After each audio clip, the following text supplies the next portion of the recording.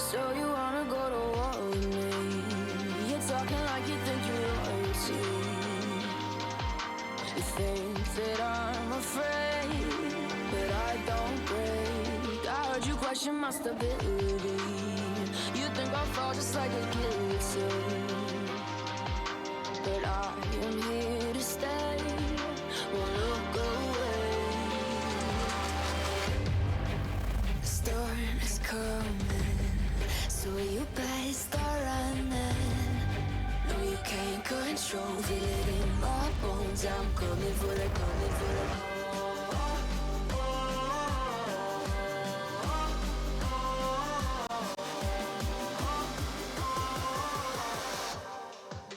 I'm coming for the throne.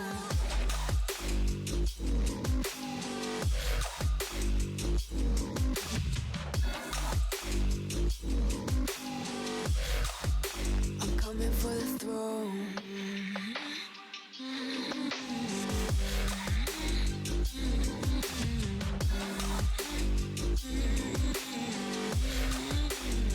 So you wanna be my enemy?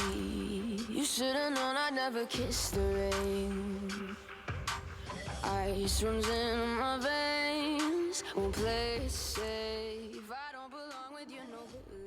Alrighty, folks, welcome on back to First Strike. Of course, we're going to be looking to get things kicked off here for the last day of qualifiers. So, of course, it's only a single best of 3, but it's going to be looking to be some good stuff. I'm joined today by Durando. We're looking to get into some absolutely great action. No, it's going to be a fantastic day all around of Deadlock. I can't wait to see it. Of course, only, like you said, mentioned one best of 3, but looking at both of these teams, I know it is going to be absolutely electric. Both teams fighting to play Team Unknown tomorrow right here, Friday at 8:30 Eastern Standard Time, trying to fight for their chance at that $100. So it all starts here today, though, and that's what matters. Yeah, no, it does. Of course, these two teams we're going to be seeing face off is the Deadlock Demons and Yumi. So it's going to be looking to be a rather exciting times as we do see the first 2 bands come out. Of course, we do see Paradox along with Vindicta being banned out first. Viscus, that first pickup coming out there. Yeah, I mean, I'm not surprised to see the Viscus getting picked. To get touched a little bit in that patch that did drop sort of at the start of today. But what's kind of curious to me is the immediate Vindicta ban, right? It's a character we haven't really seen. A lot of people were picking it for basically that soul sharing that you could get on that assassinate. Well, the sharing goes away, but we see a lot of buffs to the flight as well as to some of that scaling. Gun Vindicta is about to be an absolute menace. Probably just trying to make sure that doesn't get a little bit too crazy here in game number 1. Yeah, no, I don't really blame them. Of course, the opponents are going ahead and picking up their first 2, and, well, the rather standard picks. We're seeing Mo and Krill along with Abrams making their way out. Going to be 2 rather tanky players are going to be able to go ahead and really look to play on those front lines in the team fight. So hopefully it'll be some good stuff. Or rather, not Mo and Krill. It looked like it was. They baited us out there. It's Infernus. So a bit of DPS can be out there. That DOT is going to be absolutely massive for the team. And it looks like, for the time being, it looks like Kelvin at least is being considered.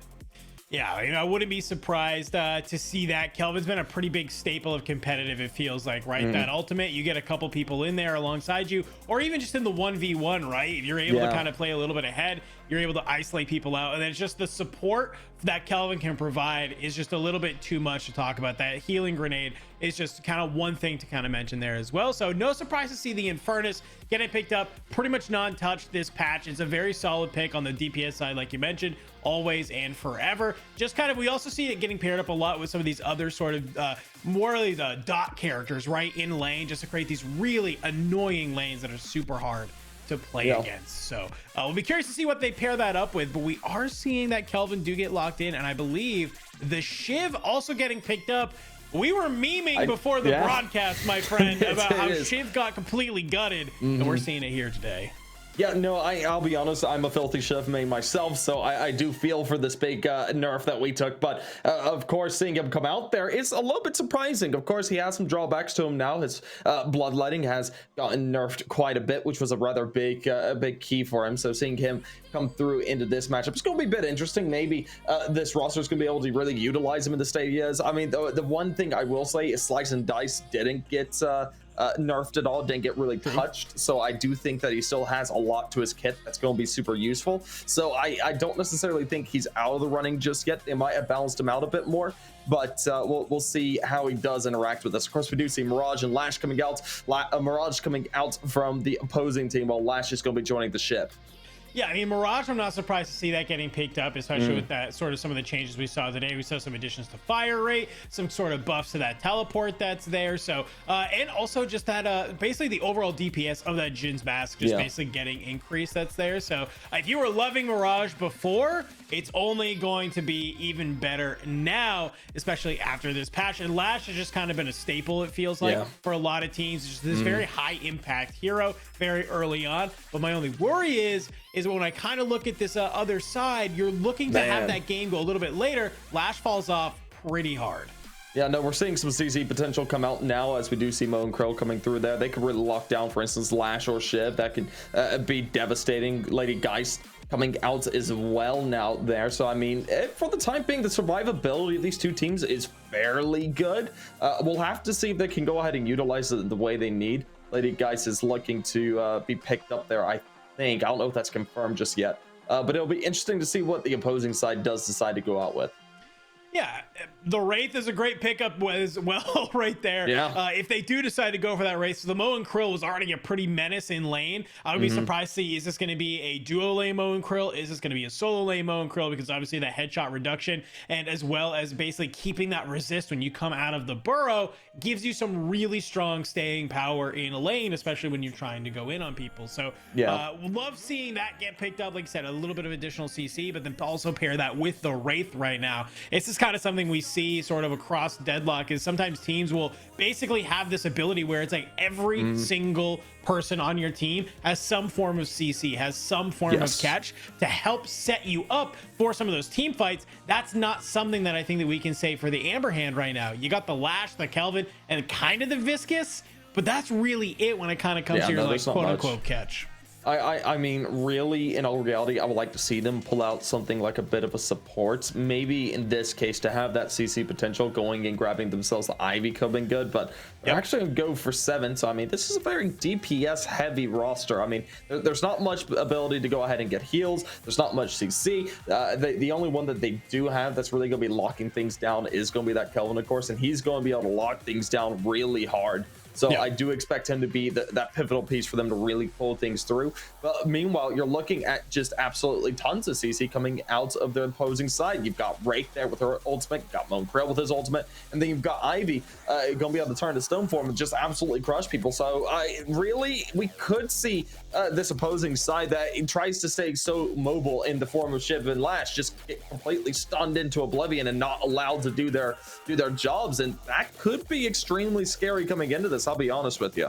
No, it's a great thing you bring up, because I do think that there is sort of this possibility where you can have the Kelvin using that ice path. You get Shiv, Lash, even Seven, who can kind of, use obviously that kind of hyper mobility to just kind of dive in on top of a backline, as well as Viscous, right? So maybe there is going to be an opportunity. You have a couple squishy targets on the side of Sapphire right now that if you're able to catch them out and kind of bring them on down, the rest of the team is probably going to fall one by one. You won't really have the follow-up damage. Like, you catch that Wraith, you catch that Infernus early, okay, you just eliminated a lot of damage off the map. You find out, you take out an Ivy, okay, that's some stun, that's some healing that you just eliminated, and you're basically just left to a Mo and Krill, Abrams, and a Mirage to try and finish off your team. And I just don't know, in a sort of even fight, if they're gonna have enough damage to be able to help deal with that. Whereas when I look at the Amber Hand, that's a lot of damage on their side. This could just be one of those opportunities where you see someone out of position, you go blow them up, and every fight's a 6v5.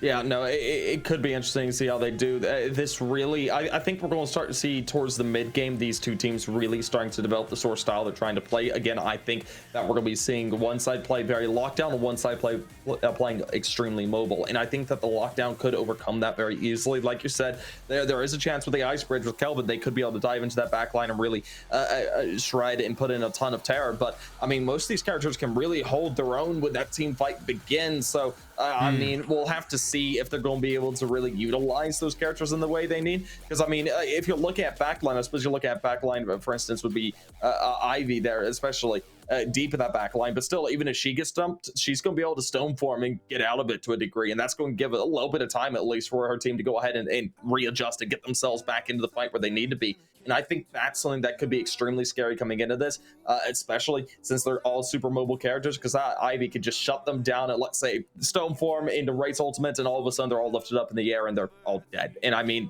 that's something that could be, you know, actually about to happen. Well, I like that you bring that up, because the Sapphire does feel like a team comp that they can either make the engages on you, or if we do kind of see this heavy dive comp come out, they're really okay with that. A lot of their heroes here are going to be able to deal with that, right? Like you mentioned, Ivy's just going to be able to go ahead and stone form, and you get one or two people back there. All the Mirage has to do is hit them with the tornado. You kind of line up the Abrams, people to get the smash into the wall. While all that's happening, you're probably going to have an Infernus start cooking on that ultimate, right? So it's going to be a really strong opportunity that if there's some dedicated team play here and the comms are good, that if they do get sort of dove in that backline, you're going to be able to punish some of those people. So we've seen time and time again where lashes are going to be able to do that, right? They try and go in on somebody in the back, maybe they get a huge ultimate, great, that's cool, but the thing that was, when they go ahead and slam on down, it's going to be really easy to punish them, right? So a couple of things I'm going to be kind of be looking out there when it comes to that. We've also seen some item changes recently came out today, mainly that Majestic Leap absolute nerf that came in. I don't know, you know, the Abrams liked building that sometimes, Lash liked building it sometimes as well, so we might see a little bit of change up in build order there that could impact some of the play style as well. Yeah, no, it definitely could. It'll be ultimately interesting to see how things do pan out here. Again, it's going to be coming down to seeing if we can see that side really stay mobile. If they're able to stay mobile and not get shut down by these ultimates, that's where they're going to be able to really go ahead and exploit things. So it comes down to a fairly early soul lane for them to be able to exploit this team. So I think it's going to be hard. I think it's going to be a really grueling fight, to say the least. But if this goes into the long game, if we start looking at a 30-40 minute long game, we're going to be looking at, I think we're going to start to see that other side that's a lot of CC shut things down in a major way. And I think that's going to be, well, game over if you're not too careful, because these mobile characters could just be neutralized in moments. No, totally. We do get some early picks on maybe where the lanes are going to go. I always say, I think about here like 50% really if these lanes actually stick or not when we look at, but it looks like on that far left lane, we are going to have the 7 in his solo lane going against that Abrams. I think that's going to be a really fun lane to look at. Abrams, he's usually the bully in lane, but 7, he might be able to dish it right back on out and really kind of let the Abrams come online. Kelvin Lash is a fun lane going against an, I feel like Ivy Mirage. It's gotta just be annoying, man. Yeah, no, I will say one of the things I do like is, even though these will be more mid-game abilities, when they do get really work together to shut down an individual player and then try and snowball it. And I think that's going to be what is the most scary for the side of Yumi to try and deal with. But ultimately, we'll have to see which way it goes, because we are getting underway. All right, and I like that swap out. Immediately you're seeing the Infernus go to that left lane, so the Abrams is going to be the one joining the Mirage here, fighting out the Kelvin and Lash, and I really like that sort of swap, some thinking there from the Deadlock Demons. Abrams is going to be so much more impactful in this lane with these two characters who want to be right up in your face, so you're going to create so much space for this Mirage, who all he wants to do is farm and just keep those Jin mass stacks on his opponents. Yeah, I mean, they certainly will, but just for the time being, just a little bit of poking going on, just trying to get those initial souls, get up to that first 500 so they can get themselves a little bit of a buy. We have seen just a tiny lead starting to be developed here by the Sapphire side, but of course the Deadlock Demons could be able to find out that first kill. Of course, that's SC finding out the first along with the assist coming through as Mirage is able to find one, and that's going to be them able to grind up quite a bit there early on. Just go ahead, find those souls, get a bit of damage up to the Guardian, and I mean, clearing lane like that, that's a little bit devastating. No, it's definitely devastating, especially that we know how important the laning stage and the early game is here now, right? You're not going to be having as much opportunity, I think, to really just like stay in your lane. There's going to be a lot of opportunities to sort of rotate, help out some of these lanes, because now that we know that, of course, these early Guardians, guess what? They're going to be staying up for so much longer. So being able to come on over to a lane and maybe help them get an elimination or two, you're going to be feeling really, really solid. And just on top of that, it's just early souls, right? Like, getting an early 500 item for your hero can be the make or break sometimes in a lane, and that can really help you bully and be oppressive and not let those kind of enemies be able to farm up as much as they want. Yeah, no, that's certainly the case. And I mean, we're just seeing them trying to go ahead and maintain that little bit of a lead that they have. And they're being super quick about being able to claim those soul buffs pretty quickly. I don't blame them on that. They don't necessarily want to allow anything to be stolen away. And now Wraith is starting to get a little bit aggressive. Infernus reacts to it. Just going to go ahead, get a bit of a buy, grab himself Monster Hunter, and just try and get a little bit of extra souls for his character. See if he can grab maybe a tiny bit and force back that Wraith a bit more. Yeah, for the time being, it's just gonna be fairly slow. I mean, they're not overdoing it. Wraith is getting down kind of low. The Shiv flexing over has put her on a rather drastic state. Yeah, they're not careful. The Shiv could definitely still go in, especially if you're landing some of those knives there. The serrated knives can definitely kind of bleed out, and next thing you know, you're getting pretty low. It looks like for right now, they're going to go ahead, back up, hit the buy station, and it does look like a very early healing right there for the Wraith. So a little bit of staying power in the lane, which is A-okay, but if you're the Shiv, you're kind of okay with that. Looking at some of the itemization that's there, you say, okay, great, pop the healing right. You're definitely going to be able to try and stop that pretty easily if you are the Shiv. You know, the knives are a little bit harder to hit now, but hey, that's A-okay. That's why we got some of the best players in Deadlock here in the Colossal tournament's first strike. But dead. Gonna be able to go ahead and get a bit of healing up and escape, but man, that was close. I thought Mooncrow was gonna be able to go ahead and find him out, but it's not the case. He backs off pretty quick. He really just needs to retreat back to spawn at this point. I mean, both of them do. They're so low. They're at a huge disadvantage currently for their lane.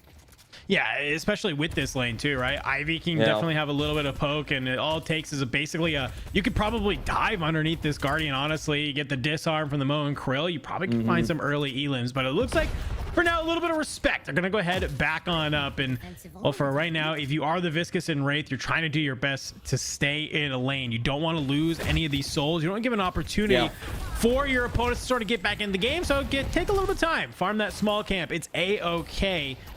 Get yourself back on into the game. I know it really is. I'll just go ahead, just try and keep themselves together, and it just looks like they're going to keep it nice and slow. They're not overdoing it. The soul lead is really starting to expand, though. I mean, we're looking at a 3K difference here at 4 minutes. Deadlock Demons putting themselves in a really scary position to try and snowball this here early on if they play their cards right. There still hasn't been a Guardian down, but I think we'll see the difference starting to really be made here very, very soon. It just seems like they're able to deny a lot of these souls that, well, the side of Yumi just haven't been able to collect, and it's looking a little bit rough around the edges, at least for the time being, as we have passed that 21K mark.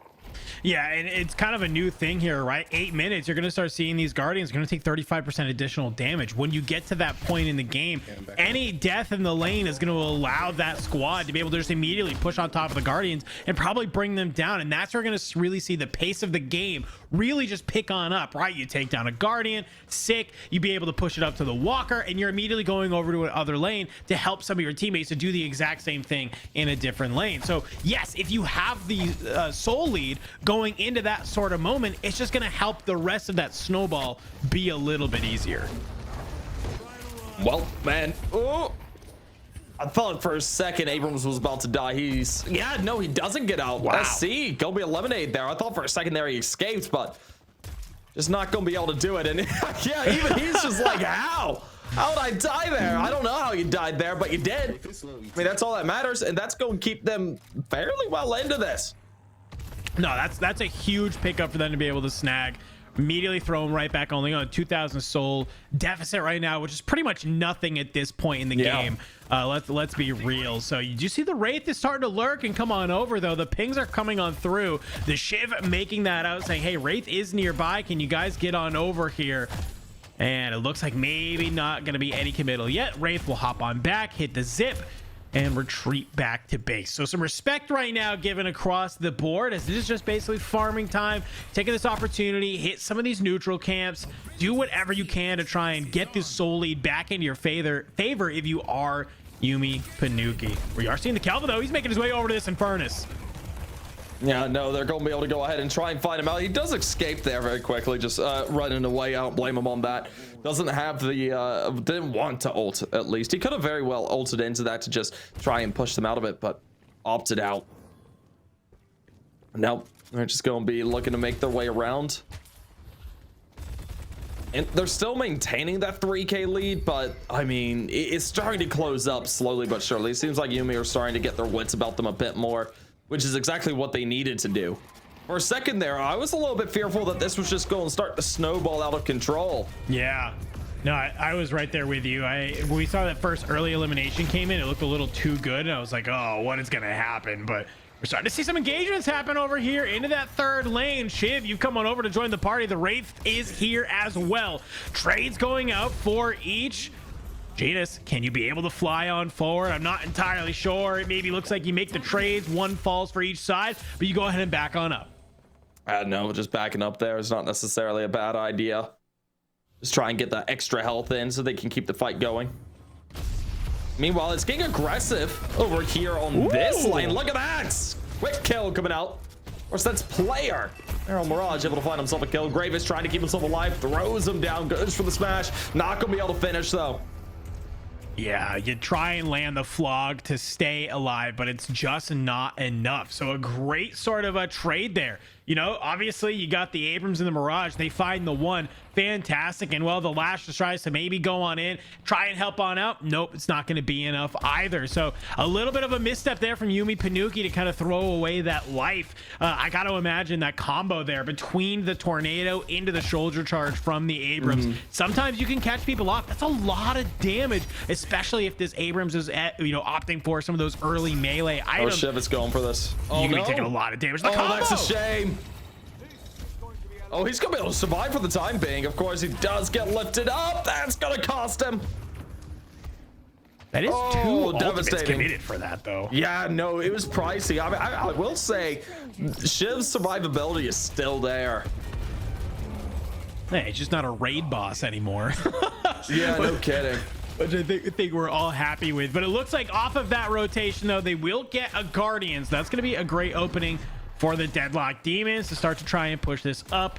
You'd love to be able to kind of start taking these down early where you can get that early flex slot. They are still a little bit away. It looks like most people kind of thinking about they still have some items that they need to grab. But for the time being, we are starting to see a 7,000 soul lead for the Deadlock Demons. Yeah. You do not want that to get away from you.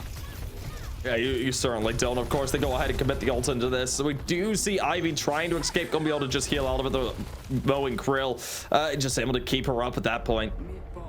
And honestly, I thought the Ivy was just gonna fall away. The Calvin shoved at least could have looked to find the kill, but just wasn't able to. Yeah, I mean, those are the kind of moments that you hate to see, right? You want that Kelvin ult to be used in these team fights to catch somebody. Great. Anytime you're investing that Kelvin ult just to stay alive, it never feels like a great opportunity for that to happen. Deadlock Demons in the left lane. They're going to have the Mo and Krill come on over. They'll bring down the 7. And this is going to open up potentially their opportunity for an earn run. But we are seeing Yumi Panuki. They're sort of starting to poise around this. We might see a fight break on out here towards the earn. Yeah, we might. I wouldn't blame them on this. Going ahead and getting those souls is going to be really pivotal here for Yumi because now the soul difference is starting to get a little bit up there. This is going to start to look kind of terrifying. If you're not too careful for the side of Yumi, this is where it spirals out of control. Well, doesn't look like they'll go for it just yet. They're definitely teasing out. Looks like Kelvin wants to. They're aware that there could be a player waiting for that pickup to try and find themselves a deny. Massive kill. Yeah, I think you're waiting for this fight that's in this third lane to start to break on out. So you take down the Ivy. That could open it up, but it's only a 10-second death timer there for the Ivy. So I know it feels like you've maybe opened up this fight, but it's only going to be a matter of time they come back in. You're going to take the opportunity, grab the Guardian, use this time to maybe make some space, push that third lane out if you want. But on the first lane, the Kelvin, hopefully you can get away here. Nope, Pounce, you tried. It's not going to be enough. They're starting to put some pressure. So while, yes, you've gained sort of some space in the middle of the map, I don't know, Deadlock Demons, they might have just opened this up to kind of make a very quick earn run. Yeah, no, I think they definitely could have. It doesn't seem like they'll ultimately go for it. They're going to go ahead and try and find these 2 picks on the Lady Geist in 7. I don't blame them on this, just wanting to go ahead and finish things off. Meanwhile, the Guardian is being shredded down the opposite end. That was something that needed to happen long ago with this case. And now as they're able to at least get things a little bit more equalized out in terms of map advantage, saying it 1-1 in the Guardians, we do need to see them try and find a Walker because things are starting to spiral.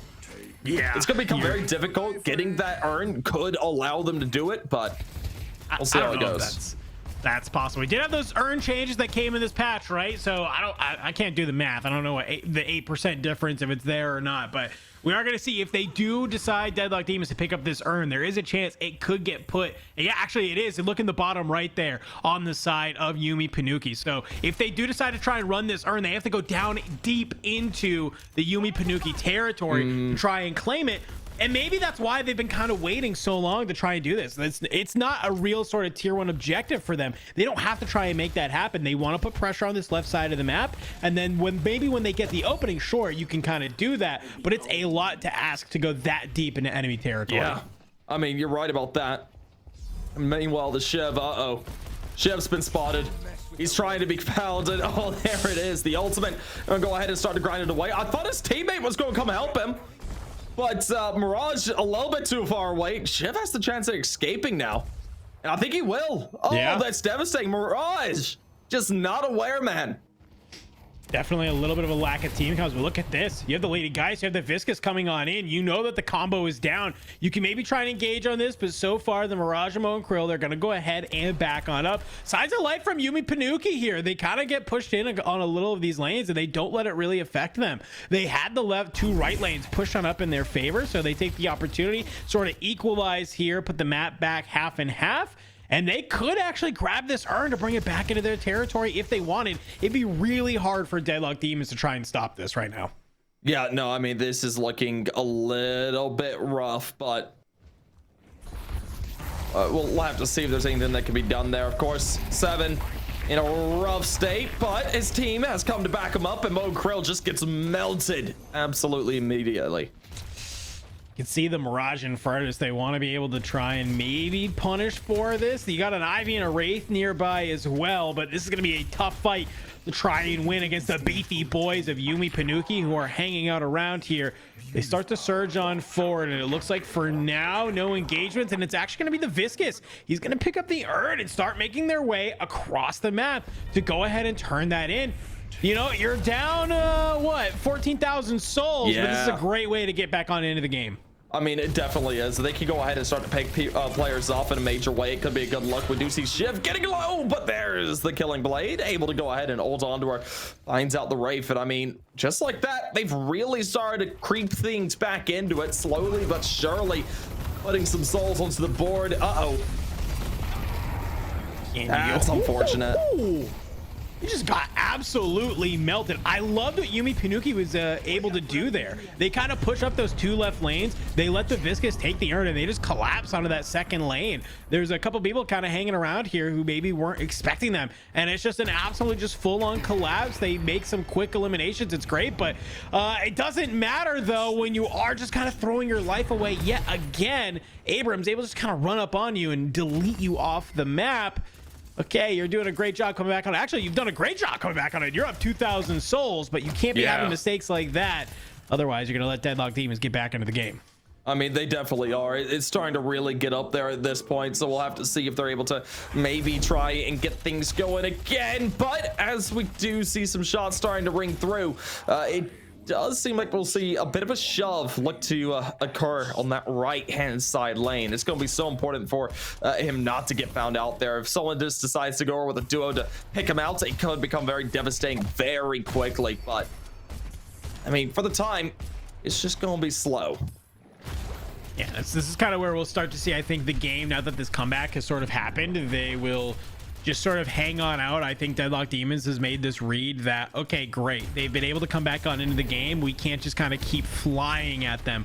We need a little bit of opportunity to just kind of hold ourselves back, but it's actually going to be Goober. He tries to take this fight against the Mirage. He gets some follow-up from the Kelvin here, and they're going to be able to take down Mirage. What a great bait right there. Yeah, no, I mean, it's absolutely excellent. We're going to see Infernus try and survive, and it looks like he might be able to get out there. Viscus is still giving chase. Meanwhile, that Walker is getting absolutely ground up. We will see the Infernus ultimately fall, but the Walker does as well. And that's going to keep the soul lead at a decent level. They're still like 103 each. And just like that, Yumi, for the first time, they've gained themselves a bit of a lead in the soul count.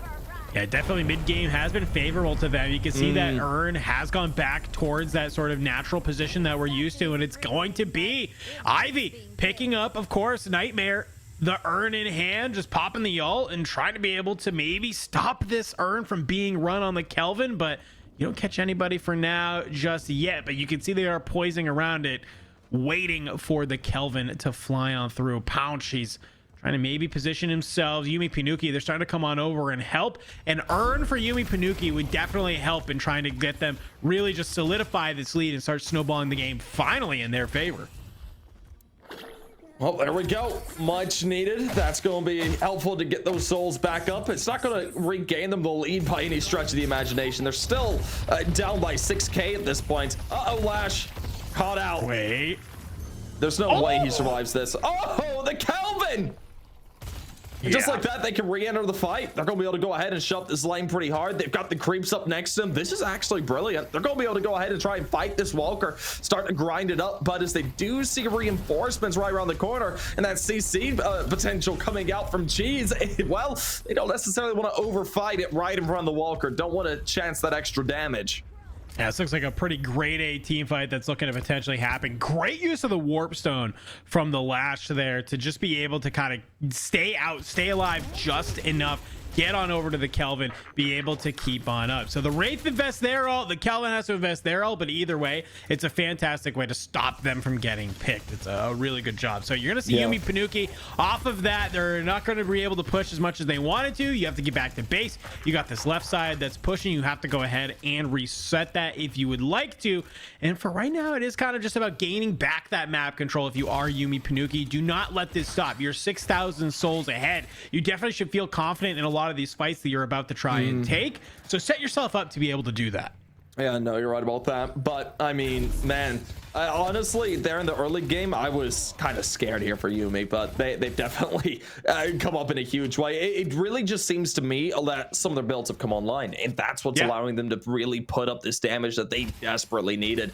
And it's starting to really snowball that way. We're starting to see a lot of tier 3s being bought up. We don't see any tier 4s just yet, but I don't think they're far away at this point. But no, actually, Jed's already got his first. I mean, that kind of is what it felt like was the point of this patch, right? Was slow down the early game and speed up the late game. And I think that's exactly what we are seeing here today. I love this. The Vis is going to pop their ult. You find the Abrams. Oh, no. Can you manage to be able to bring them on down? Well, the Abrams will drop, and it's going to be the Mirage.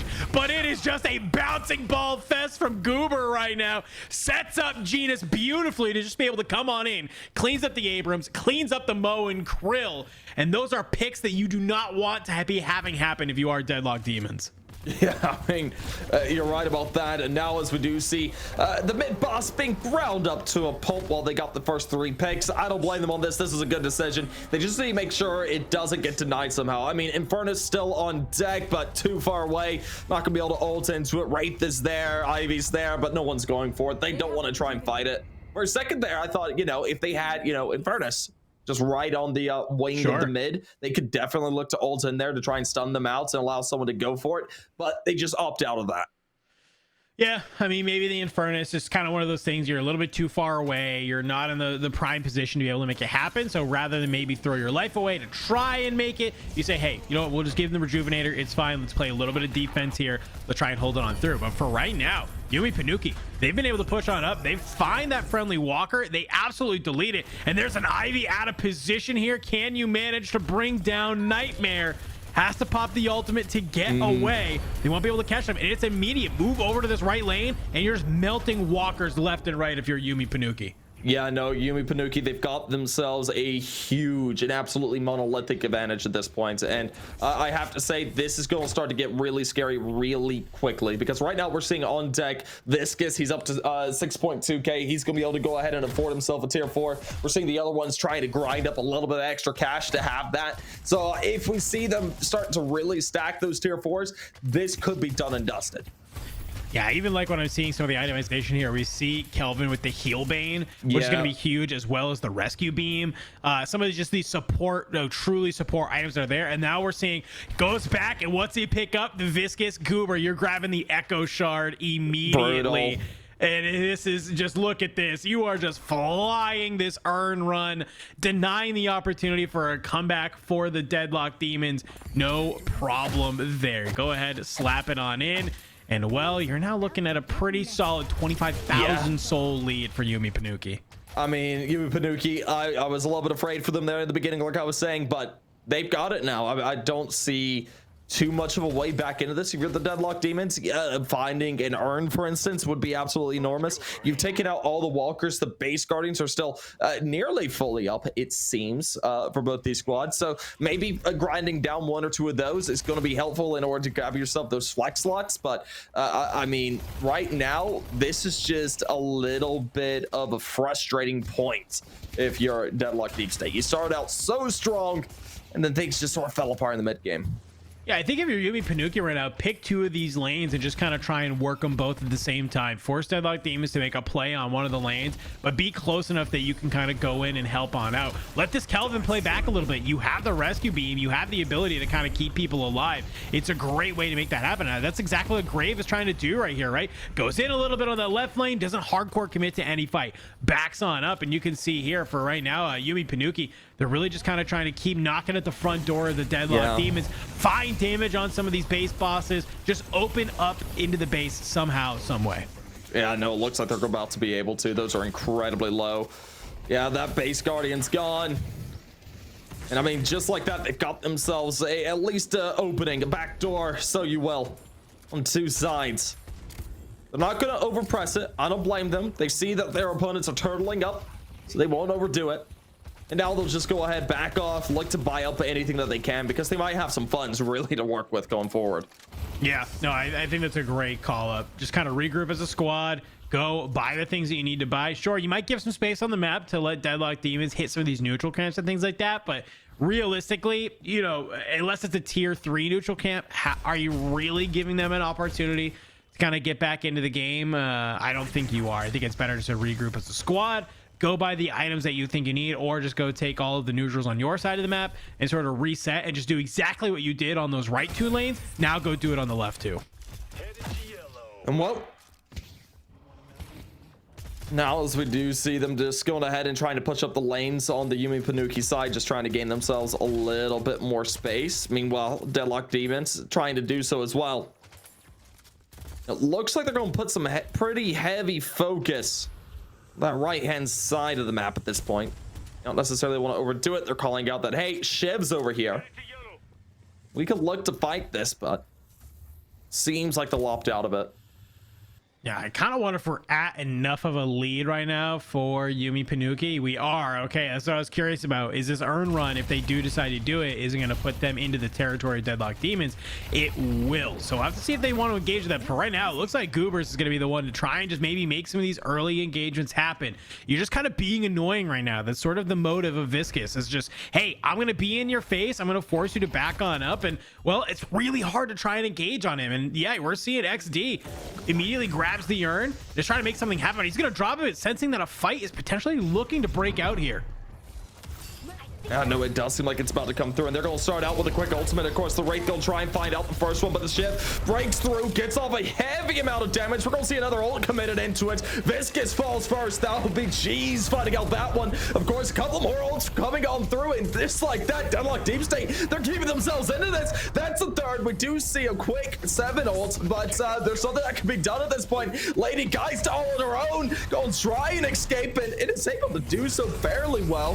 Players are low. quick kill onto the Wraith, looks for a bit more. Oh, Lady Geist, for a second there, I thought she was able to raid boss that. A bunch of players were low, just not there for it. And just like that, Deadlock Demons are keeping themselves into this. No, that's a great fight. I love the patience from the Deadlock Demons just to wait for that to go ahead and come on through. They see that the urn gets picked up and understand if they truly want to try and capture this, they have to come into their side. So you just see them. They say, we're going to poise ourselves around this lane, and it's off of just some early sort of picks and just engagements that they're able to bring them on down. I got to imagine that it was, I think it was the Viscous that went down first there. That is a huge pick to be able to get early on. There's a lot of save with that Viscous, and just stopping basically that double ultimate happening with the Echo Shard is huge. So being able to bring out that Viscous, it kind of opens up for the rest of them to be able just to filter on through. The Geist, it just looked like they, she didn't get even close enough to even think about using her ult. You get one on the exit, that's cool, but it doesn't matter when it's a full team wipe.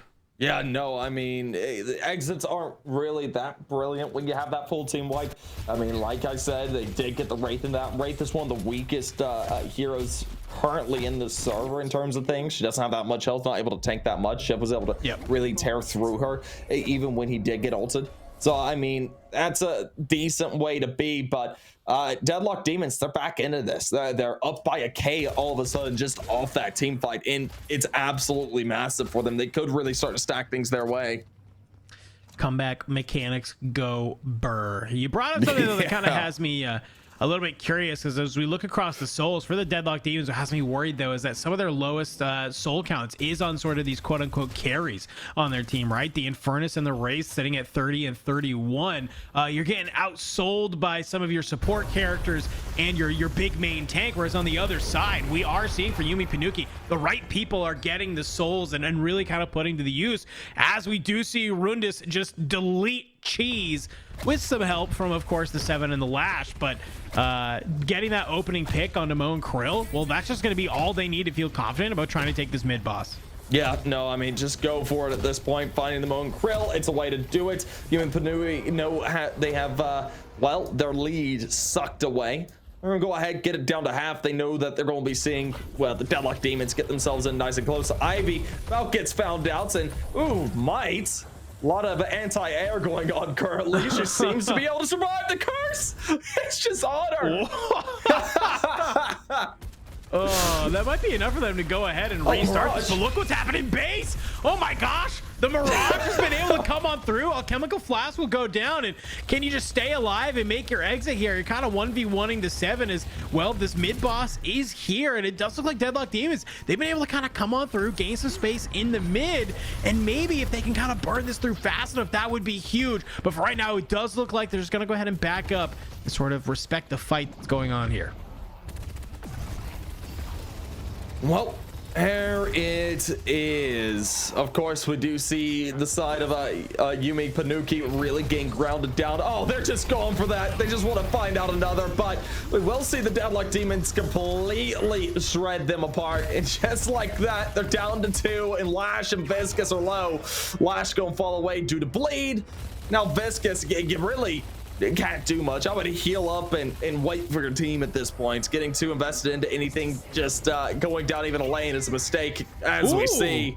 And I mean, just like that, that's a massive stagger, and that's going to give so much space here for Deadlock Deep State to really go through and grind things up even further. That's going to be the first phase of Patron gone, and maybe second as well. That might be just be game. You still have like 30 seconds on a lot of these players. The Viscous is the one that's really been opening up these fights and kind of starting to put things off for you. And the Viscous is down for another 45, so it's going to take a little bit, but we could just see a massive burn through right now. I mean, Wraith with the Fire Wraith buff is going to make this thing absolutely explode. And yeah, look at that. You see it drop before anybody on Yumi Panuki can respond. They just burn through it. What a good job by the Deadlock Demons to convert that fight into a victory. Yeah, no, I mean, that was absolutely a blowaway there in the end. I mean, it really did look like it was a great back and forth all the way through it. But sure. I mean, coming down to it, they were just able to shred things apart there at the end, just finding team fight after team fight to go ahead and get the eliminations, getting a couple of really staggering kills as well, just to slow things down even further. And that Viscous death, for instance, well, that was kind of the deal sealer for me. When I saw that go through, I was like, man, you do not need to be leaving base base right now. You know they're on mid boss. You know they're going to be coming up incredibly quickly. Just don't leave. Stay. Just stay home. Stay home. Don't go out. Well, it almost looked like, I don't think he was necessarily like too far out, but he was far enough that I think he got ulted on by the Mirage is what it was, because they were in mid and all of a sudden the Mirage is on top of him, has that 20% fire rate buff, and it was just, I think, game over from there. Just absolutely brings down it. I think the Viscous also wasn't even full health at that either. So some quick thinking there after the mid boss helps them secure the game. But I definitely agree. Seems like a little bit of a misplay there. Yumi Panuki with the back-to-back team fight losses that basically result in them losing the map after coming back and really pulling it into their swing. They did such a good job of getting that soul lead and putting so much pressure on. It's just the patience of Deadlock Demons that lets them get back on into the game. A little bit of patience there. They win those 2 fights and they realize, wait, we can just take base and win. Yeah, I mean, they do excellently. So well done by them. But of course, folks, we do have ourselves a little bit of a break, and it's going to be a bit of an extended break, most likely. Small game update did just go live. So we'll be back here in the next little bit because we're going to be waiting just a second.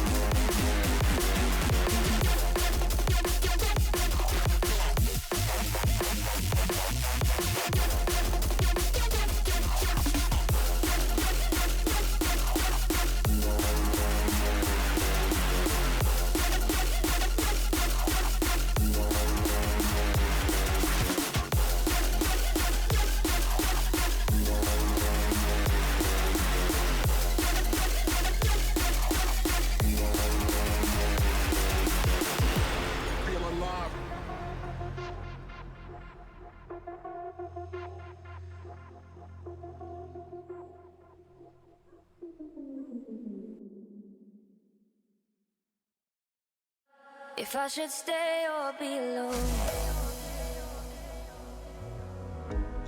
won't you make up your mind? 'Cause I'm getting tired of overthinking every move you make, and I can help you decide who you're loving now, and how I'm not quite there somehow. My intuition says to give you up, but my heart can't easily let you go. I try to tell myself this isn't love, and I hate that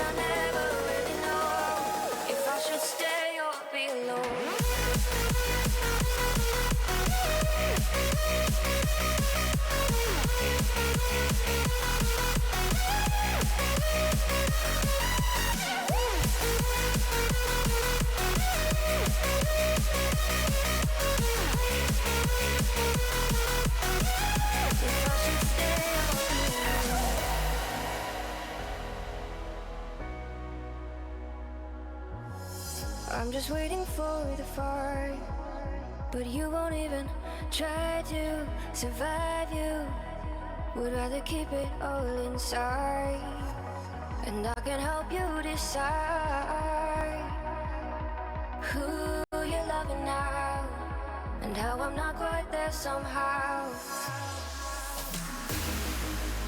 My intuition says to give you up, but my heart can't easily let you go. I try to tell myself this isn't love, but I hate that I never really know if I should stay or be alone. If I should stay or be alone. If I should stay or be alone. I don't wanna be alone tonight. I'm just hoping that you'll be just right. And I hate that I never really know if I should stay or be alone.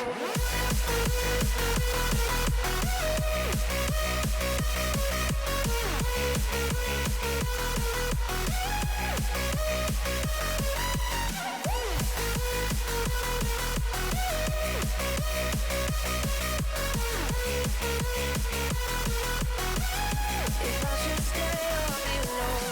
I don't wanna be alone tonight. I'm just hoping that you'll be just right. And I hate that I never really know if I should stay or be alone.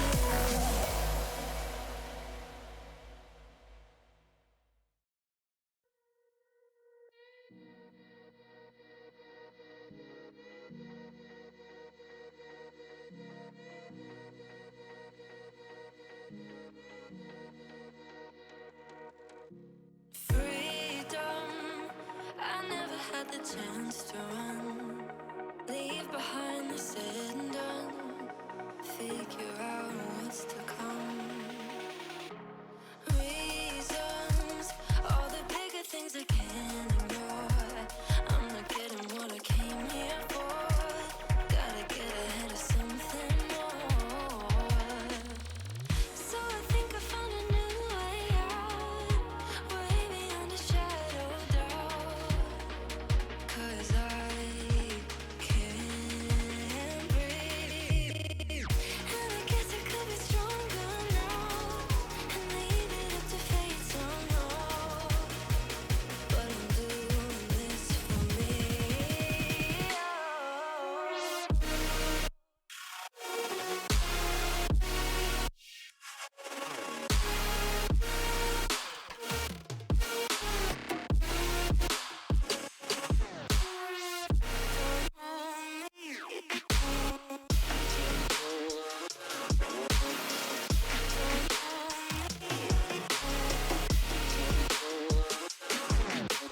Give it up, baby, I'm not fooling anyone.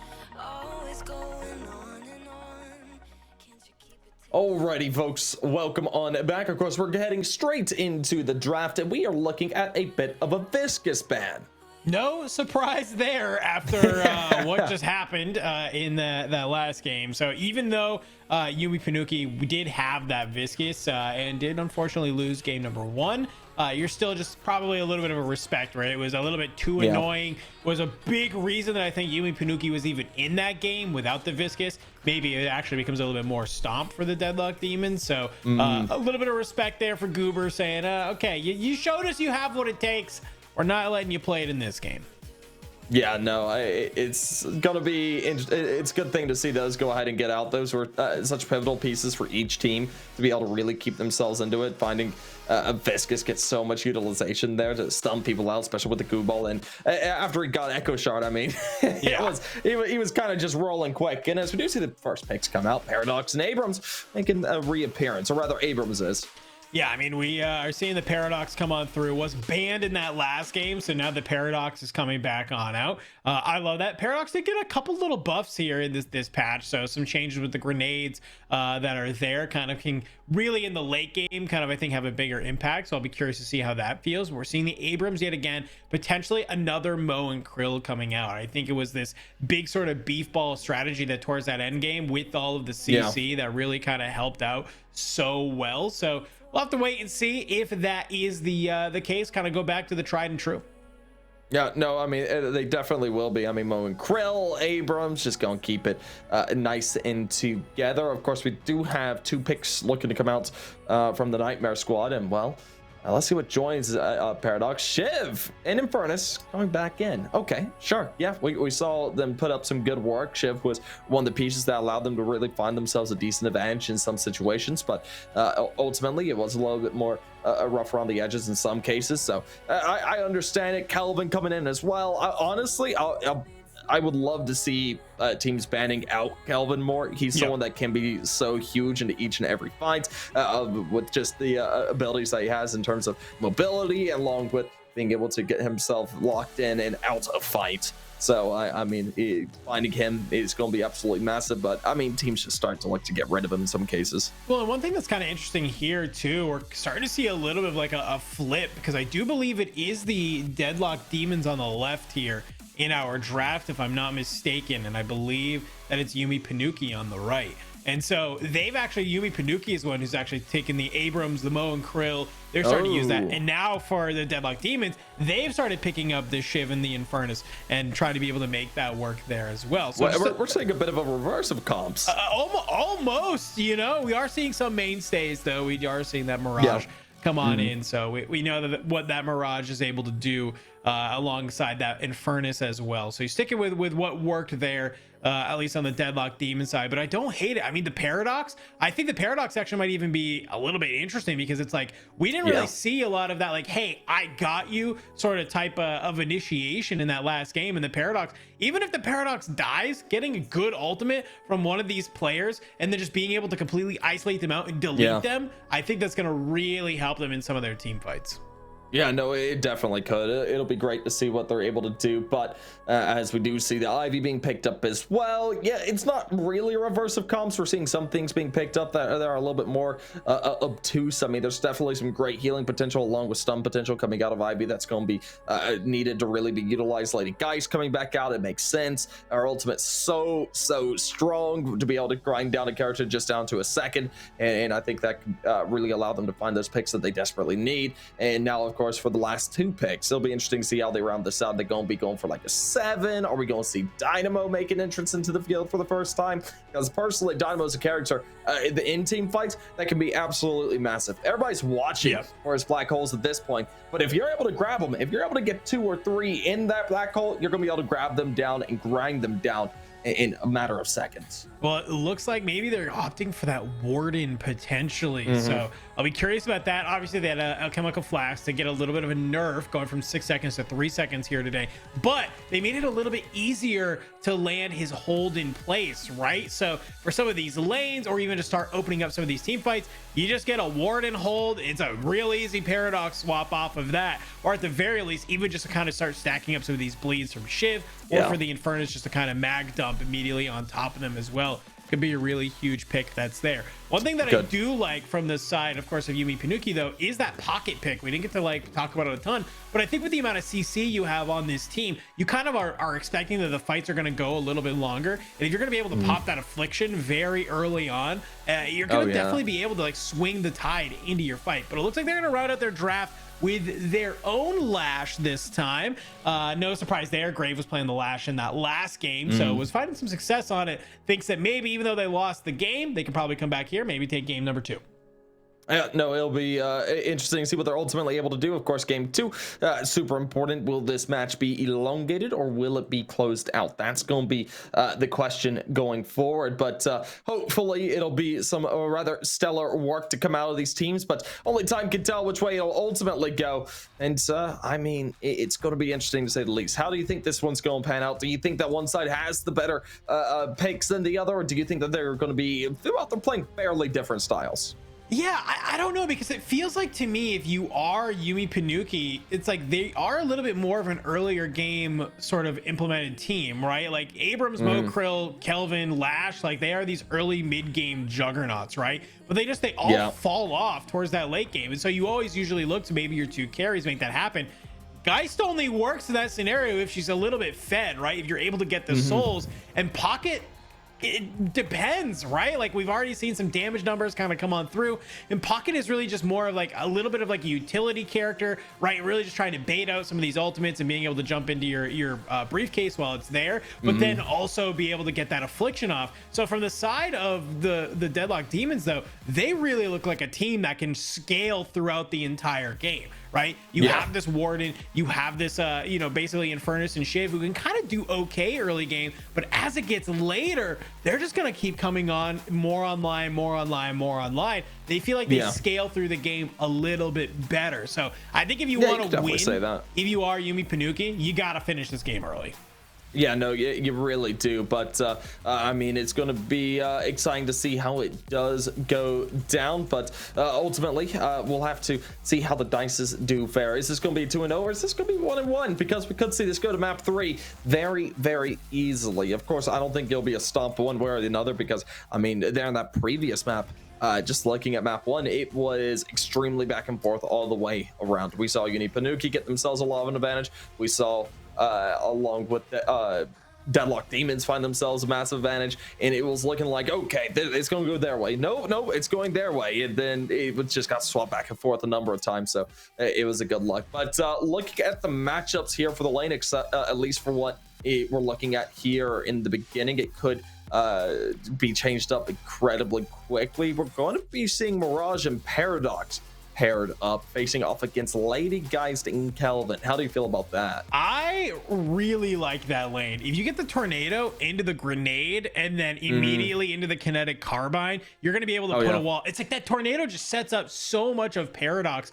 And basically it's like, okay, I invested my one ability, and after you've used the tornado, you're basically going to get so many free shots from the Mirage, because they're going to be slowed from that pulse grenade. They're going to be stunned from the kinetic carbine. They're going to be slowed going through the wall. And so it's just like, okay. And then even once we get ultimates online, just putting them back, you know, maybe they're trying to run away, they're about half HP, you get pull them right back on in. That Mirage just loves hitting you over and over and over again from that Jin's mask, and I think it's gonna be a little bit tough for the Lady Geist and the Kelvin to, I think, survive that, to be honest with you. So I'll be really kind of curious. The other lane being Warden and Infernus potentially taking on Lash and Pocket. I think that's a really fun lane to go ahead and watch as well. But here we are in game, everybody. Let's go ahead. Let's see, how is game number 2 going to go ahead and shake on out?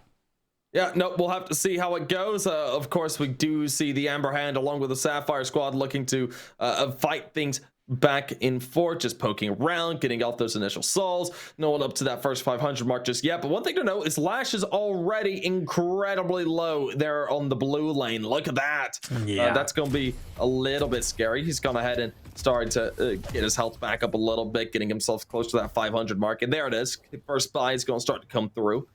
And as much as I was excited about this Mirage Paradox lane, they say everything I just said is now moot because it is Paradox Warden. But similar things apply, I think.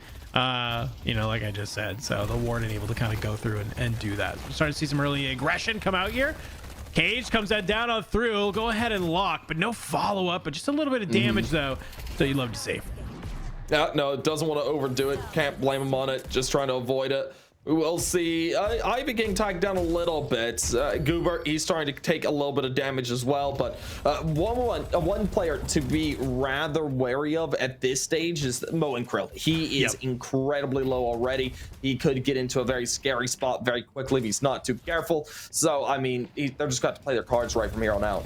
Yeah, Brady did a great job in that last game of just kind of holding out in this lane, doing a great job of just sort of sticking in lane. Really never felt like you had to super go for the you know, the hard elimination there, and just doing whatever you can. That's the cool part about Infernus, right? All it takes is just a couple little tags and you start kind of putting your ignite on them, and you're making it tough to stay in lane. We're even seeing right now just a couple of those shots laying on the Mo and Krill, already like just burning down a bar at a time, which doesn't seem like a lot. Over time though, it could definitely be the make or break there in that lane. Yeah, no, I agree with you. Ooh, I can't believe Kelvin's alive. Oh, Wait, he's dead. he's There not. it is. I was waiting for it. Man, that's not a wipe on the lane. We will see it traded back and forth though. Lash able to find a kill. Paradox invested into the fight pretty heavily. Yeah, got him incredibly low. Tries to go for the fight a bit more, but realizes that, hey, I'm not gonna have the chance for this. Oh, for a minute there, I thought he might be able to get him at range, but Lash is going to be able to survive and go for a bit of a buy. His teammate has gone back up as well. The respawn is good, so the lane is certainly not lost. Meanwhile, heavy fight beginning. Goober looking for a little bit, spots out the Shiv, tries to get off the damage. Of course, SC not wanting to overdo it, just goes ahead, backs off that angle pretty quickly. Meanwhile, they're just going to continue to try and grind up their souls. Still just a 1k difference, not too terribly bad just yet. You're at the 330 mark, but it looks like they really want to try and take these heavy fights. Yeah, I mean, you got the battle of the shotguns there in the right lane, and I feel like if you are Mo and Krill, you're kind of just trying to stay alive right now because it does look like Brayden. You're starting to try and go on through. You're going to invest the burrow if you are Janus, but you get the pop on out, and okay, you get a little bit of sustain here. You have to invest the flame walk if you are Brayden, but he's just going to kind of keep pushing this on up. You fly on forward. The disarm is there. Immediately, Brayden backs on up. Does he keep the aggression here? No, he can't. He can't. He needs to back up. I'm a genius is just too low. Infernus is going to be able to grind him up to a pulp. I would back off as quickly as you could in that case. He's still saying really far up. I don't like that. I think we'll see the pick onto him. Paradox starts to get decently low. Oh, the ice. Burning down Cheese. He's going to stay alive by the skin of his teeth. Goes ahead, tries to back up. Meanwhile, Spirit Abuser gonna fall out. Cheese finds himself a kill there onto the Fickle Frog. And just like that, at an incredibly low HP, he needs to make a hasty escape. I mean, at least one thing with the Deadlock Demons, you know, it does seem like this lane is being pretty aggressive here, but you're at least always making a trade. So yeah, you're kind of looking at that as best as you possibly can. I will say, I do believe Warden did get that first blood, a little bit of a soul bonus. So even though the Warden is kind of being able to sit here, I mean, it's you love to be able to have that at least in your side. We do see Brayden get taken out off a rotation. Yep. So that is nice, as we are seeing the Shiv SC sitting about half HP, as it looks like maybe this is going a little bit in the side of Abrams. Abrams does have the soul lead in lane, so it seems like we're getting a little bit of a bullying going on. I don't blame him. Just go ahead and bully away if you can. We'll see Paradox fall as well. Quick kill onto the man of Cheese. Fickle Frog able to get a bit of revenge there off of his death. Well, they're starting to call out the hay rotations are starting to begin. I mean, we're gotten to that point. We're at 21k, 20k souls for each of these teams. And they're keeping it incredibly even so far. We're getting closer and closer to that mid game, just 5 minutes out from it, if anything. Yeah, it seemed like everybody in that game one, they really wanted to stick in lane, right, until they basically didn't have to. But there's so much more, you know, apt to try and rotate early now. I think everybody, maybe this, for some people, this could be their first game on this patch. We don't know, right? The laning dynamics changed a little bit. So now I think after game number one, people have an idea like, oh, we can still play pretty aggressive like we were before this patch. Just there might be some more additional nuance to it. So you're seeing some heavier rotations come on in, it feels like. Yeah, no, I like to see it. Of course, we're seeing the Guardians starting to get ground down. Ivy in a decently low position for his team. Meanwhile, it does look like the fight's beginning. We will see a quick bust of the ice bubble, and now and trying to keep the fight going. Mirage not low at all. Fickle Frog actually took the worst of it. Lady Geist goes to join him. They try and engage him, but it's a bit of an over engage. Oh, I would not do that, Fickle Frog. That would be a mistake. Yeah, just kind of sticking yourself up at the top. You're about half HP. You want to be able to bring down this Guardian, and you are going to be able to. So thankfully you've made it happen, and it's the immediate rotation back over here to this left lane. On the right lane, though, it does look like it is a little bit of a 2v2 bout that's going on. That's potentially going into the favor of Deadlock Demons. But as I say that, Cheese will get taken on out. And SC, well, they're going to go ahead. That's actually a double kill for SC on the right lane there. Okay. Deadlock Demons, they're going to go ahead and answer on back. Thankfully, they've already taken the Guardian, it looks like. But right side of the map is there. Meanwhile, Yumi, Panuki, well, they've started making the left side theirs, starting to make their way on some of these players. No, they're able to go ahead and really start to put down the damage. They're trying to grind up this Guardian, and it looks like they'll be able to finish it here. Yep, there it is. Quick kill there on the Brayden as well. Meanwhile, Lady Geist is forcing the fight. That will be the kill on the one. That is Cheese falling out. Tries to keep herself alive with her ultimate, but of course, no chance at it. No, but I like the answer back there from Yumi Panuki, right? They see this fight that goes on the right side. They say, okay, SC's getting some souls there. We don't like that. Let's go ahead. Let's basically do the same on the other side. So they get a little bit more walker damage off of that trade, but still, keeping it pretty relatively even here. Only a 1,000 soul difference, which is nothing in this point in the game. And it kind of will just feel like who can poise themselves better. Take some of these neutrals, start taking some of these center sacrifices. Do what you got to do. And the second you see somebody out of position, do not feel afraid to pounce. Yeah, no, really don't need to. And well, as we do see Cheese get himself into a bit of an engagement, it is an over engage to say the least. This lifesteal not going to save you now, Cheese. Man, I have to say, there's been a couple of times now where Cheese has just gone out of position and it's cost his team.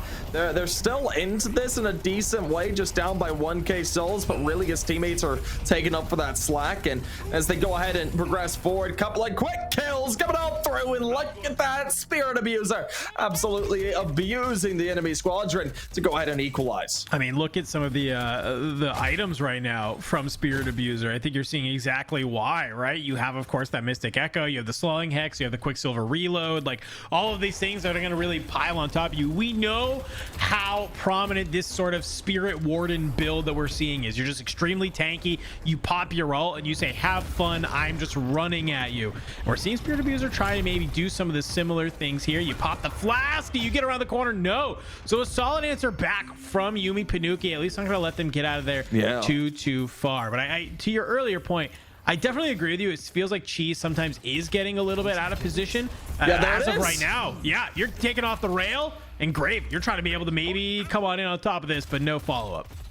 Yeah, no, it looked like they could be able to do it, but not gonna be able to pull it off. Regardless, we will see things kept at a fairly even light. If anything, Yumi Panuki, they have themselves just a tiny lead. Breeden's waiting. Yep, there it is. Want that extra movement, it seems. Yeah, why not? You rotate around the map a little bit faster. You got the urn now coming up, as opposed to the last game. Now we'll have a pretty normal first urn that is here, so we might see some of our standard fights around this as it comes on up. Deadlock Demons are kind of more poised to that right side of the map, but so is Yumi Panuki. So sometimes when we see this urn spawn, teams immediately are trying to kind of push their way up around it, but it seems like for the Deadlock Demons right now, they just want to take a little bit of an opportunity, push some of these lanes out, gain a little bit more map control, and then maybe look to go for that urn. If you find an early pick like this could be an opportunity. Fickle Frog taking it out. That is a huge part of Yumi Panuki's sort of team fight strategy. So maybe you use this as an opportunity, pick up that urn, start running it while you have some people pressure this walker. I mean, the pressure is really being applied now. Quick throw down coming through, and it looks like Spirit Abuser is going to be caught on outs, abused himself. Oh, there's the pocket. Uh-oh. SC knows he needs to make a hefty escape at this point, but I don't think he's going to be able to. Of course, he won't fall. Oh. Wow. I lied. Yeah, never mind. I was thinking, oh, he's just being ticked down by that ability, but no, it was his health. It was all the way down. He didn't have a chance. I was trying to look there too. I was like, obviously, like the affliction can't kill you, but I was curious. I was like, what else? And I think it was just literally he was one shot, and it was just a bullet is all they needed. So a great sort of answer back if you are Yumi Panuki onto that fight. Sure, you actually don't even lose the walker in the process. That's kind of wild. Yeah. Well, I mean, just for the time being, it's going to be decently slow to a degree. Of course, they're just going to try and get as much down as they can. And I have to say, if there's one thing, you could say that Yumi Panuki do have themselves a slight advantage right now. Even though the soul count is just a 3k difference. We're looking at Guardians. There are 2 Guardians up. Meanwhile, just a singular one. The Deadlock Demons. The other thing too, I mentioned it sort of in the draft, right? I said you need some of these characters, like some specific ones to get your early souls, and well, look who's leading their team is the Lady Geist. This is exactly who you want to have these souls, but it looks like they're going to try and make a move, recognizing that the Kinetic Carbine will land on in. The swap is there, but the Geist is still alive. Thankfully, finally, moving on through, you'll be able to bring down XD. So a little bit of maybe revenge there from Cheese being able to make that happen. And look at this, it's an immediate push onto the Urn, but Nightmare comes in with the Abrams. The shoulder charge is there. Can you get the stun in? It doesn't look like it, but Nightmare, fantastic stone form to kind of stop that. But a fight breaking out here onto the urn. Trades are in. Mirage coming on through, looking for any of this damage. Can you be able to find it? Is the follow-up there? The Mo and Krill, you've come on out, but you kind of dodged the lash all, but I don't think it matters. They fly on forward. 3 members of Deadlock Demons taken on out.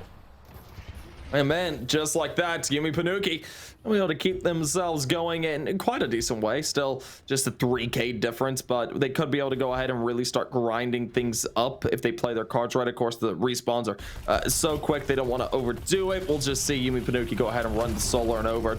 It does seem like the deny is going to be trying to come through. A very scary factor is going to be that Warden and Shiv and Ivy combo. They're all getting grouped up. This is going to be a massive team fight for this urn, and I'll blame them on this. This is where we could see the difference start to really be made. The winner of this is really going to determine it, but the problem is, look at where Pocket and Mo and Krill are. They're just so far away of where this fight is going to be occurring, and this could be devastating for Yumi Panuki if they lose this. I mean, you do have the Traveler up on the Deadlock Demons as well, so as long as that Pocket wants to stay in lane, player says, yeah, okay, go for it. Like, I'm the one that can come on over here when this fight breaks on out, can go through, and it looks like that's exactly what happens. It's some early flies on forward. XD and Goober will claim Cheese the Spirit Abuser. SC answers on back, but Brayden is here. Do we see the Traveler come on out? We do. Player, you've made your way on over here. Can you get this damage on in? I don't know if you have the souls. I don't know if you have the damage follow-up to make it happen. You've come on over here. You've invested into this lane, but it's gonna be great from above. There goes the ultimate. You throw him into the back line, and well, the team cleans you on up.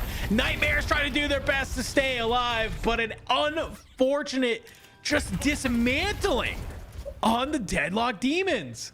Yeah, no, I mean, this is what I was a little bit afraid for the opposite side. I mean, Yumi Panuki, they were so split up. I thought, okay, well, they might be in a really rough spot. I mean, overall, the fight wasn't that catastrophic, though. I really expected more to come out of that in terms of a difference to be made there immediately out for that fight. But sure, instead, we just see them keep it in decently clean. Yeah, I mean, they get the Guardian off that, which is kind of nice. Cool. Yeah, it's nice. It's not a Walker, though. I mean, if they were able to find a Walker off that, for instance, that would have been absolutely enormous. But, of course, that just isn't the case. Getting it onto that blue lane Walker, especially, could have really allowed them to start skyrocketing ahead. Instead, it's kept rather manageable. Well, it's the interesting thing about Deadlock, right? I just feel like in a lot of other MOBAs, it's like, okay, we win this big team fight in sort of the mid game. What objectives can we immediately take off of it? But because we're still pretty early on where these respawns are pretty fast, right? It's hard to take an objective off that. So you're really just kind of winning that team fight for the sake of, I don't know, basically saying, okay, great, we have a little bit of a soul lead. That's what we were able to kind of use that for, up 85k to 79k. So obviously it works out great. It's fantastic, but maybe this was their ability to kind of start this urn, because I'm not really seeing anybody from the Deadlock Demons nearby. We are starting to see some movement on over there, but look where you got to go for this urn already. Well, it's deep into the Deadlock Demons territory, and they are forming a wall. No, I don't blame them on this. They're just going ahead and just holding it down. But I have to say, I'm not used to that spawn. I didn't know that was a thing.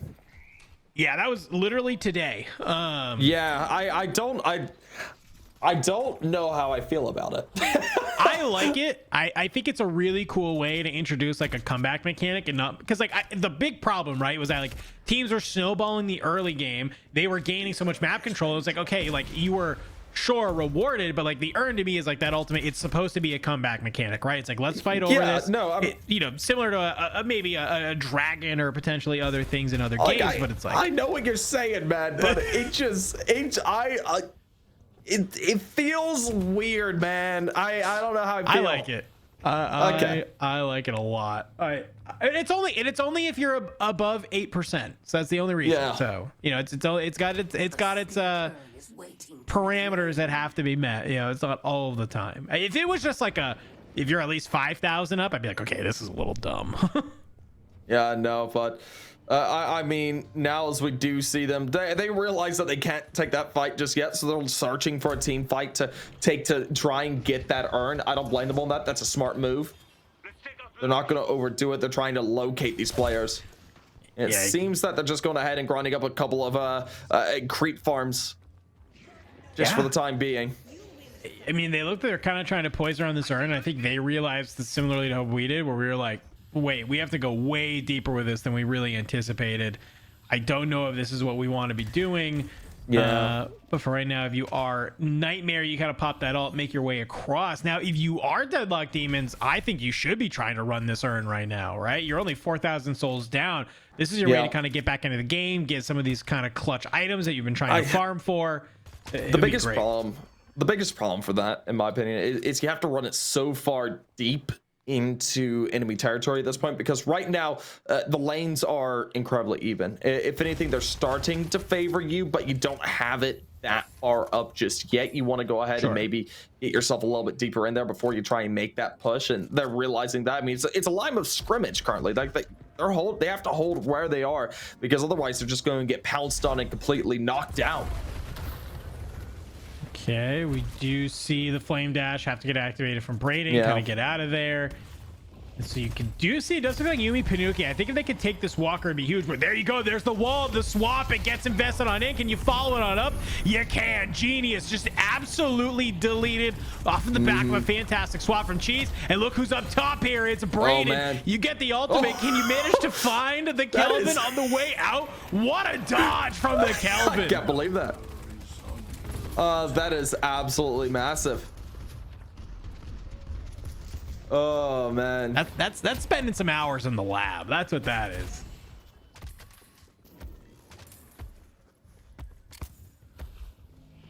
But you found two if you are the Deadlock Demon. So you see them push on up. They're gonna go ahead and take this walker. This could be kind of some of the space on the map that I've been looking for. Sure, you have the pocket pushing on that right lane, but don't worry about it too much. I'd love to see somebody maybe go over, pick up that urn, get it back into your own territory. Just, make it easy. But it looks like for now, we are going to see Braden push on forward. Maybe you can make a catch here on to Rundis. And yeah, very quickly.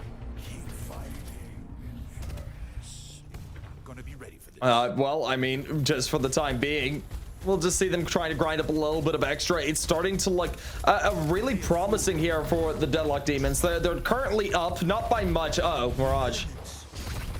He's gonna try and escape. He doesn't have the chance here. He's dead. There's no chance. Wait. Oh. That movement. Absolutely brilliant. Well, that's happening. Look what's happening on the other side. We got Fickle Frog trying to make their way on in. It looks like they're trying to chase this on down onto the right side. So far, though, Mirage Zealand has been taken on out, but we are watching members of Yumi Panuki just get absolutely slaughtered. While you had that Mo and Krillin Lash in the left lane, Deadlock Demons, they took opportunity to say, hey, all right, we see 2 of your players out of here. We got 5 of us over here. Let's go ahead and let's start this team fight. They get a walker off of it. No, absolutely enormously done there. Well, I mean, just like that, the Deadlock Demons, they've got themselves a 10k advantage. They're going to be trying to grind it up a little bit farther as well. We do see some heavy spots being eliminated as well. Those creep farms are so important to get up. I mean, Ivy could be able to grind up nicely off of that. Well, it looks like we're going to see them regrouping at this point. Give me Panuki. Getting themselves all deep onto that blue lane at this point. It was kind of funny. It was a mere moments ago that, well, Deadlock Demons, they had the entire opportunity to grab this urn, bring it back into their side of the map to go ahead and secure it. They don't. They wait. They win some team fights. They're now up in souls by enough. Well, now they have the reverse problem. They have to go into Yumi Panuki territory if they want to try and go ahead and drop this urn. So maybe a little bit of a potential just sort of opportunity to deny it. Maybe that's what they're really more trying to do than secure it. But still, it's just, hey, had you done it earlier when you won one of these team fights, you wouldn't have this problem. But hindsight's always 20/20. Yeah, it always is. Always is. They would love to go for it, but just no chance at it right now. They'll just satisfy themselves with going ahead and grinding up maybe some farms, maybe look to try and push it up. It does seem like they might try and make the run at it. We do see Ivy getting in position for it. Of course, they haven't overcommitted to it just yet. They're still hanging pretty far back with it, seeing what the line of scrimmage is looking like, at least for the time being. So and another walker down, and man, That is a good look. That's at least some AP to use. We're going to see them start to invest into a pretty heavy fight, of course, as they do try and gank onto one. His teammates show up to join. We're going to see Lash get low. He makes a quick toss, but oh, he barely survives. Not for long, though, as we do see Player, along with Spirit Abuser, finding themselves their frags. And just like that, Yumi Panuki getting absolutely ripped apart, and the Deadlock Demons have themselves a solid advantage. Yeah, that was a very, very clean fight that came out of the Deadlock Demons right there. We kind of opens up with Grave, gets picked out a little bit, tries to invest the ultimate, gets back to the Kelvin, but it's just not enough. Will go down on in, and from there, I think it's just kind of Braden is just laying out the damage, bringing them on through. We see SC also picking up a couple of those eliminations as well. So off the back of that, well, the Deadlock Demons, they're going to get a free mid boss. Your base is getting pushed on that right lane, but I don't know if you're really that worried about it right now. You'd love to be able to maybe push these left 2 lanes, get these walkers, start knocking on the door of Yumi Panuki's base. Yeah, no, getting onto yellow and green could be absolutely enormous, but we'll have to see if they're ultimately able to do it. One thing I'm glad to say is Cheese has stopped overextending to a degree. Yeah. Which, that was something in the early game I was like, uh-oh, that's not a good sign for Cheese. Cheese, you need to not overdo it. Well, it seemed like a little bit too. I like this. I like the Paradox players that play this sort of more, I guess, quote unquote, sort of support play style, right? Where like fully aware that probably trying to make plays in that early game, and it just, you don't have the items, you don't have sort of the upgrades on some of your abilities to really like play the character how you want to. So you slow it down a little bit, and it's been a couple of these early swaps to open up the fights that have been just absolutely monumental for the Deadlock Demons. Something that has me concerned here, though. Look at the Kelvin, 15k. You are a considerable step behind the rest of the lobby, and it's probably off of moments like this. Oh man, Kelvin did his best to survive there. Pop result, it's not gonna be able to net anything, just locks away his opponents. Meanwhile, we'll see Player go ahead and find himself a Quill. I'm a genius falling out there, and right now we are seeing Yumi Panuki on a hasty retreat that is unsuccessful. We'll just see Lady Geist along the pocket, and Abrams trying to get out of there. Lady Geist falls immediately, and just like that, this is where you push, this is where you get yourself this final walker and maybe a base as well. And this is bad here for Yumi Panuki. This might be your tournament life being eliminated here and now. Yeah, you make some early fights, you stagger just a little bit on some of those players, and while you rip through the base bosses, you're just going to absolutely dumpster this left shrine. You're going to turn your attention to the right shrine and rip this one apart. Deadlock Demons, is devastating. We saw it in game number 1, right? Their ability to win a team fight and just steamroll it into potentially the rest of the map. And it looks like, at least for now, you'll get into that second phase of the Patriot. They don't feel super confident just yet, so they're gonna go ahead back on up and I think regroup, which is really, really smart. But either way, you've done your damage. Yeah, no, I mean, they've definitely done it, and it's looking really, really good there. So, well done there by the side of Deadlock Demons. They have themselves a hefty lead. Of course, we did see a lead like this swapped back there in the previous map, so I do think Yumi Panuki have the chance to get back into things. But my only concern at this point is they have to find a major advantage. They need to get themselves an urn, for one, which is very doable. It is in their spawn. 2, they need to get mid boss. If they're able to fulfill both those requirements, a team fight going their direction afterwards would put themselves in that position where they could come back into this and even up that soul lead. But if they don't, that's it. It's done and dusted. Yeah, we're even seeing right now Deadlock Demons, they've gone ahead, they've backed on up. I think they've obviously gone, spent their souls, do what they need to do. And this is where, if I think you're them, maybe decide to put the pressure on that right lane for the exact reason that you just mentioned. It's going to be something like a solar in return into that mid boss that does get them back here. So cut off the map. Don't let them try and be able to get over there. If you make them so they can't take the urn, all right, great. Then they're going to try and poise for mid boss. But if you're already pushing this right side of the map, it's so easy just to make that rotation over to mid and then be able to force that fight. So I'd love to see kind of what we're seeing right now. I love this. You want this Mirage. This is the point of this character. Be an annoyance in a completely different lane. Force one of their players to come on over and deal with you, because you can then just immediately ult into a fight. And now that you're ahead in souls, it's gonna be feeling pretty good. And well, when you got Cheese doing things like this onto Goober, oh my god, that might just be game, let alone. That is devastating there for Cheese. Super unfortunate. Of course, we're just seeing the rest of them get ripped apart, and that's it, man. There's no more chance into this. If you're Yumi Panuki, you're all eliminated, all staggered. That's phase 2 of the patron gonna be done and dusted. And well, oh well, GG's. That's the Deadlock Demons moving on 2-0 successfully into the rest of the event. Woo, what a fantastic game. Definitely game number 2 looked a lot cleaner from them than game number 1, right? I think it took a little bit for them to come online there in game number 1. Game number 2 is pretty flawless execution from pretty much that mid game on. Yumi Panuki showed some signs of life in that early game, but I think what they Deadlock Demons, they just realized, oh, we can rotate a way earlier. We don't have to wait till the 7 or 8 minute mark to be able to try and go help other lanes. We can do that at 3 or 4 minutes. That's exactly what they're able to do, and I think it sets them up nicely for the rest of the game.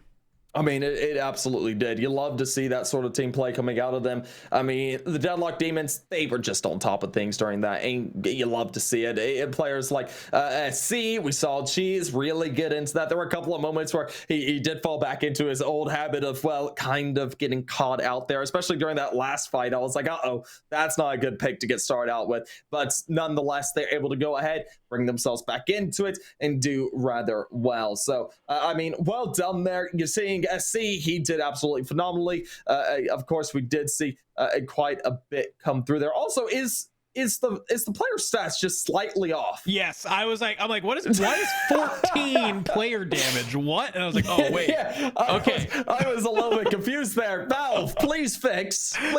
Oh dear God.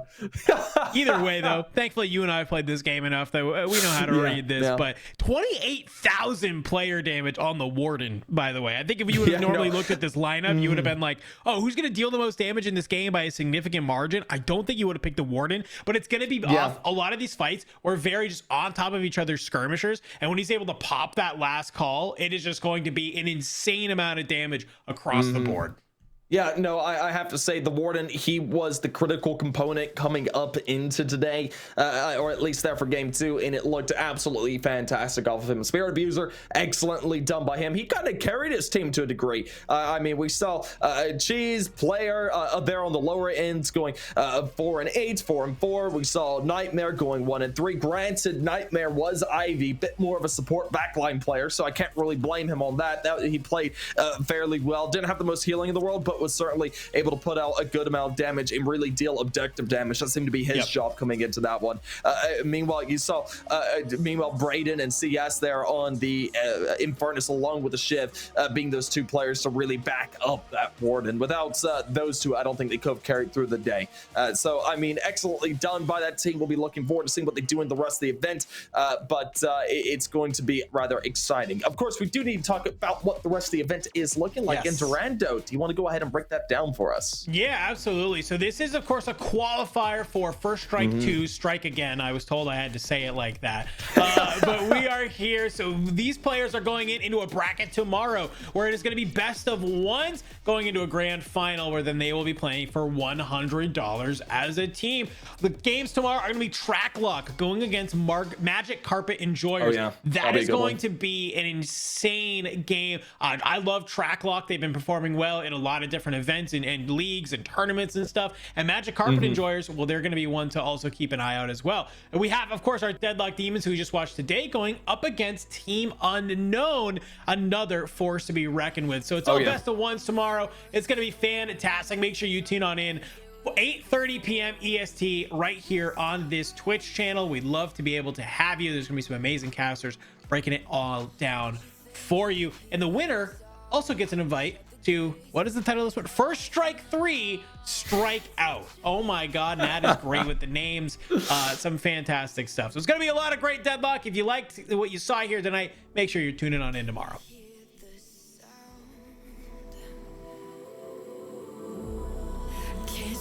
Us now. We're not back in town, know what we're doing.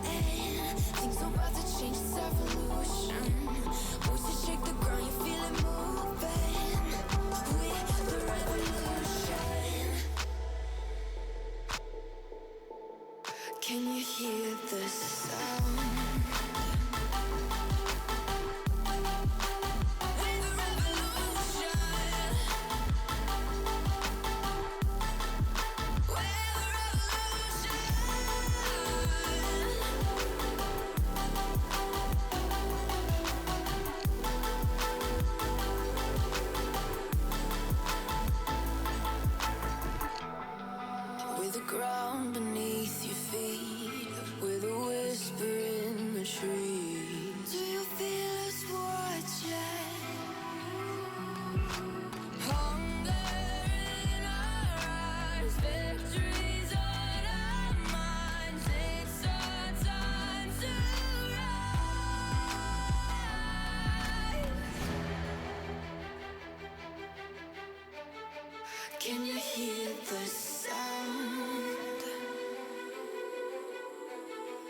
can't stop us now.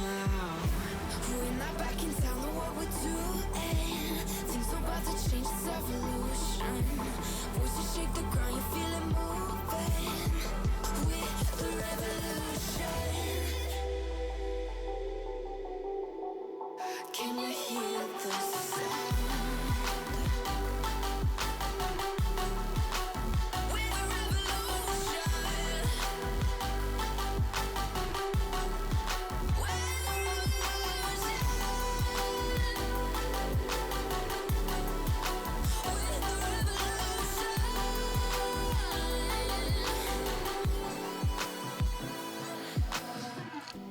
We're not back in town, know what we're doing. Things are about to change, it's evolution. Voices shake the ground, you feel it moving. With the revolution.